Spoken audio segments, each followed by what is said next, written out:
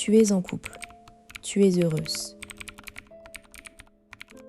Mais quelque part, au fond de toi, une petite voix te demande « Et moi, dans tout ça ?» Tu as l'impression de t'être un peu perdu en chemin. Tu n'es pas seul. C'est le dilemme moderne de l'amour. Comment aimer sans se dissoudre? Comment préserver son identité tout en s'investissant pleinement? La réponse n'est pas dans des conseils vagues du genre « Aime-toi d'abord ». Elle est dans une étude fascinante d'Arthur Aron, publiée dans le Journal of Personality and Social Psychology. Aron a découvert que ce qui fait durer un couple, ce n'est pas la fusion, mais la capacité à grandir ensemble tout en restant soi. Aujourd'hui, tu vas comprendre comment ne jamais te perdre dans l'amour. Tu vas repartir avec un cadre clair. Pourquoi l'amour peut te faire perdre ton identité? Comment repérer les signaux d'alarme? Et surtout 3 techniques concrètes pour aimer sans t'oublier. Tu sauras reconnaître quand tu t'éloignes de toi-même et tu auras les phrases exactes à utiliser pour recadrer la relation.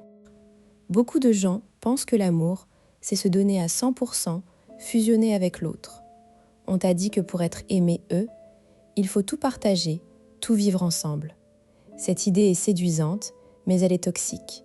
Les recherches d'Aron montrent que la fusion totale mène à une perte de soi et à terme, à une insatisfaction chronique. La vraie intimité n'est pas la symbiose. C'est la capacité à être 2 individus complets qui choisissent de partager un chemin. Le piège, c'est de croire que l'amour exige de tout sacrifier.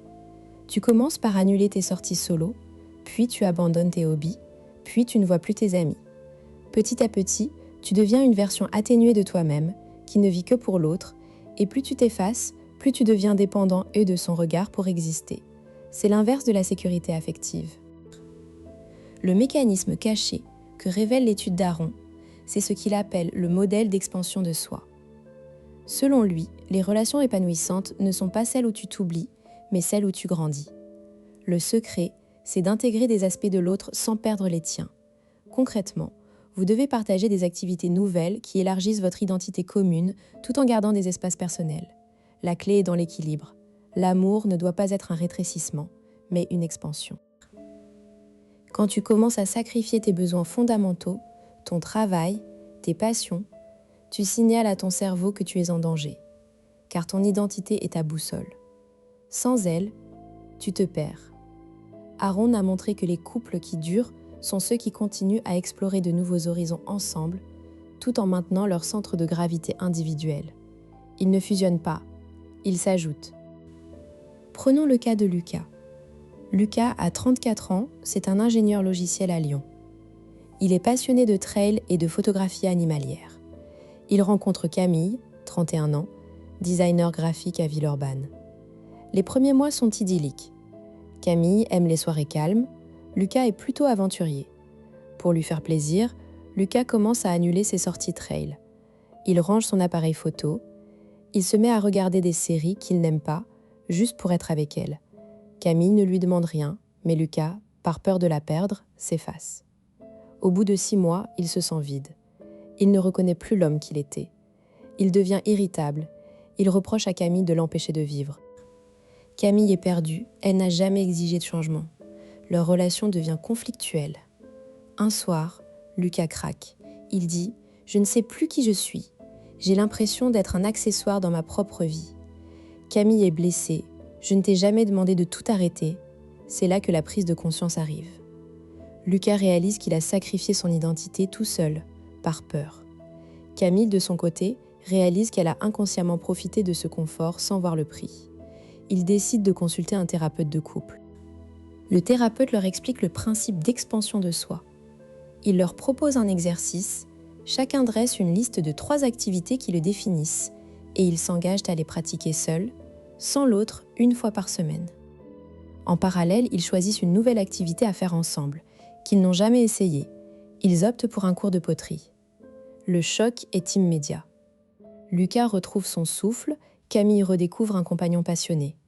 Leur relation se renforce car ils ne sont plus en compétition, mais en complémentarité. Le signal d'alarme, chez toi, c'est quand tu commences à justifier tes annulations par « de toute façon, ça ne me manque pas ». Ou quand tu remplaces tes amis par « on verra plus tard ». Ou quand ta passion devient une corvée.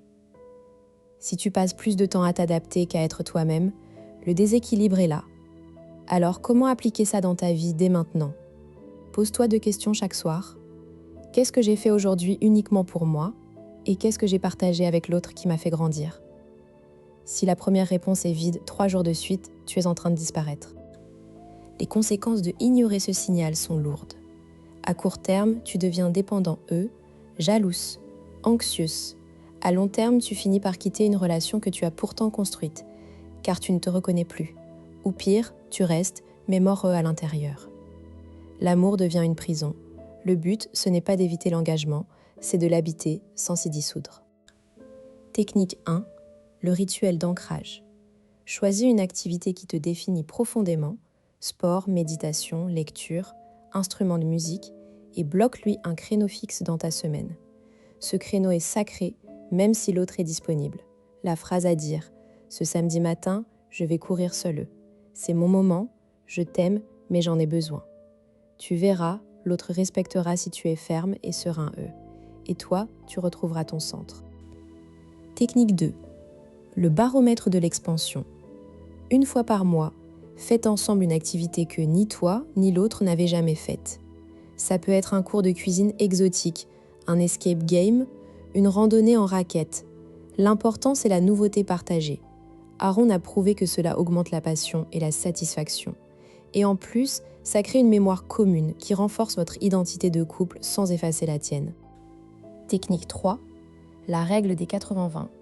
Consacrez 80% de votre temps à des activités communes et gardez 20% pour vos activités solo.